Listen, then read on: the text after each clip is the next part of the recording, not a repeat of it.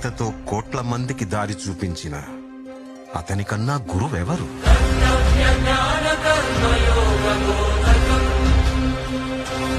రక్షణ కోసం సముద్రం మధ్యలో ద్వారకా నగరాన్ని కట్టిన అతనికన్నా గొప్ప ఆర్కిటెక్ట్ ఎవరు?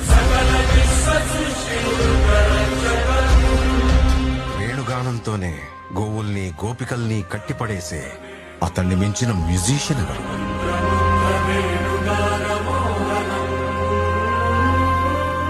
ధర్మం కోసం యుద్ధం చేయమని చెప్పిన అతన్ని మించిన వీరుడెవరు? హోమయాగాలతో వర్షం తెప్పించిన అతనికన్నా ప్రకృతిని అర్థం చేసుకున్న క్లైమటాలజిస్ట్ ఎవరు?